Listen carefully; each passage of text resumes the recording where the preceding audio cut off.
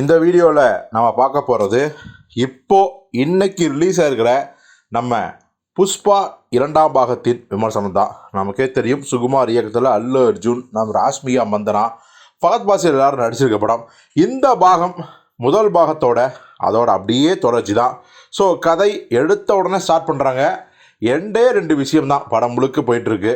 ஒன்று புஷ்பாவோட வளர்ச்சி, எழுச்சி, அது பார்த்திங்கன்னா ஆந்திராவையும் தாண்டின ஒரு மிகப்பெரிய விஸ்வரூபம் எடுத்திருக்காரு புஷ்பா. அதே மாதிரியே அவர் எந்த அளவுக்கு விஸ்வரூபம் எடுத்தாரோ அதுக்கு ஈக்குவலாவோ அது பல மடங்கோ கொலவெறியோடு சுற்றிட்டு இருக்காரு நம்ம ஃபகத் பாசில். ஏன்னா அந்த 2 பேருக்குமான பகை அந்த முதல் பாகத்தின் கிளைமேக்ஸ் நினச்சி பார்த்தீங்களா, அந்த பகையை தான். ஸோ புஷ்பாவோட சாம்ராஜ்யத்தை முடக்கணும் அப்படின்னு மட்டும் நினைக்காம புஷ்பாவையே அழிக்கணும் அப்படிங்கிறதான் நம்ம ஃபகத் பாசிலோட ஆம்பிஷனாக இருக்குது. ஸோ சட்ட திட்டத்துக்கு உட்பட்டும் சட்ட திட்டத்துக்கு உட்படாமையும் பல விதங்களில் புஷ்பாவை கார்னர் பண்ணுறாரு. இன்னொரு பக்கம் பழைய வில்லன்களும் புஷ்பாவை டார்ச்சர் பண்ணுறாங்க. ஆனால் ஒவ்வொரு வில்லனும் அவரை முடக்க பார்க்கும் போதெல்லாம் அவருடைய விஸ்வரூபம் வேறு லெவலில் இருக்குது. இன்னும் சொல்லப்போனால் ஃபஸ்ட் ஹாஃப் எல்லாம் பார்த்தீங்கன்னா மாஸ் என்ன, மாஸ்னா என்ன, மாஸ் ஆடியன்ஸ்க்கான பல்ஸ் என்ன அப்படிங்கிறத நம்ம சுகுமார் அவர்கள் பார்த்தீங்கன்னா சும்மா அப்படி நமக்கு சொல்லித்தராரு. பக்கா கமர்ஷியல் இயக்குனர்னா எப்படி இருக்கணுங்கிறதுக்கு கிளாஸ் எடுக்கிறாரு. இந்த அளவுக்கு ஃபஸ்ட் ஆஃப் அவ்வளோ என்கேஜிங்காக கொண்டு போய் நிறுத்தியிருக்காரு. உண்மையாலுமே சரவெடி தான். நம்ம அல்லு அர்ஜுனுக்கு இது பார்த்திங்கன்னா அவருடைய கேரியரில் இன்னும் ஒரு டீகேடுக்கு பேசப்படும். அடுத்த 10 வருஷத்துக்கு அவருக்கு இந்த படம் தான். ஃபகத் பாசில் அப்படி தான். இது வரைக்கும் அவர் எல்லா படத்தில் வில்லத்தனமாக பார்த்துருந்தாலும் கூட இந்த படத்தில் உண்மையாகவே மிரட்டிறாரு. இன்னும் சொல்லப்போனால் செகண்ட் ஹாஃபில் அல்லு அர்ஜுனுக்கு டஃப் கொடுத்துறாரு அப்படிங்கிறதா உண்மை. பல இடங்களில் அல்லு அர்ஜுன் திணறதும் நமக்கு தெரியுது. ஆனாலும் கூட இந்த படத்தோட பேஸ் அந்த முதல் பாகத்தில் சொன்னாங்க பார்த்தீங்களா, அதே எமோஷனல் ஃப்ளாஷ்பேக்கு எவ்வளோ பெரிய ஆளானாலும் எவ்வளோ பெரிய ஒரு விஸ்வரூபம் எடுத்து ஒரு உச்சத்தை அடைஞ்சாலும் கூட சிறு வயதில் ஏற்பட்ட அந்த வடு இன்னும் ஆறாமத்தான் இருக்குது. அந்த வடு தான் அவனை திரும்ப திரும்ப மேலே போகிறதுக்கான ஃபியூலாகவும் இருக்குது. ஸோ அதுவும் பார்த்தீங்கன்னா நல்லாவே ஒர்க் அவுட் ஆகிருக்குது.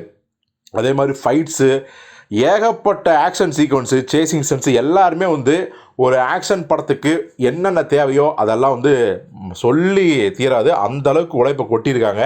அதே சமயத்தில் பிஜிஎம்மும் நல்லா பண்ணியிருக்காரு நம்ம ஷியாம் சிஎஸ்.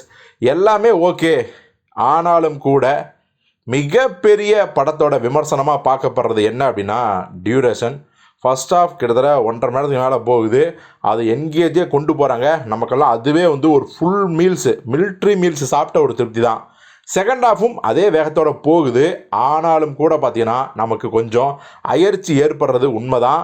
இன்னொரு விஷயம் என்னென்னா, திரும்ப திரும்ப செகண்ட் ஹாஃப்லேயும் இந்த கேட் அண்ட் மவுஸ் பிளே, அதாவது எல்லா வில்லன்களும் சேர்ந்து அடிக்க ஒவ்வொருதுலேயும் பார்த்தீங்கன்னா தப்பிச்சு போய் ஒரு மாஸ் பேசிட்டு பஞ்ச்லாக் பேசிட்டு போக போக ஒரு கட்டத்தில் நமக்கு என்ன ஆயிடுதுன்னா, போதுண்டா சாமி புஷ்பா வளர்ச்சியை நிறுத்திக்கே அப்படின்னு நமக்கே கேட்கணும்னு தோணுது. அந்த அளவுக்கு ஒன்று பண்ணிக்கலாம். இங்கே கண்டிப்பாக ஒரு 3 மணி நேரம் படத்தை சுருக்கிக்கலாம், 20 நிமிஷத்தை அரை மணி நேரம் கூட சுருக்கிக்கலாம். அதனால் எந்த பாதிப்பு வந்திருக்காது. அதை ஓடிடியில் விடும்போது கூட அந்த ஃபுல் படத்தையும் விட்டுருக்கலாம். பட் அளவுக்கு மிஞ்சினால் அமிர்தம் நஞ்சுன்னு சொல்லுவாங்க பார்த்தீங்களா, கிட்டத்தட்ட அப்படி தான் இருக்குது. செகண்ட் ஹாஃப் போக போக நமக்கு உண்மையாலுமே சீக்கிரம் படம் முடிஞ்சால் பரவாயில்லையே. ஏன்னா எல்லா சீன்ஸும் ரசிகமாக தான் இருக்குது, பரபரப்பாக தான் இருக்குது, விறுவிறுப்பாக தான் இருக்குது. ஆனால் எவ்வளோ நேரம் அதையே திரும்ப திரும்ப பார்க்குறது அப்படிங்கிற ஒரு சலிப்பு இயல்பாகவே செகண்ட் ஹாஃபில் மட்டும் ஏற்படுது. அது ஒரு பெரிய குறை இல்லை. பட் அதை அவங்க கரெக்ட் பண்ணிக்கலாம் அப்படிங்கிறது தான் நம்ம விஷயம்.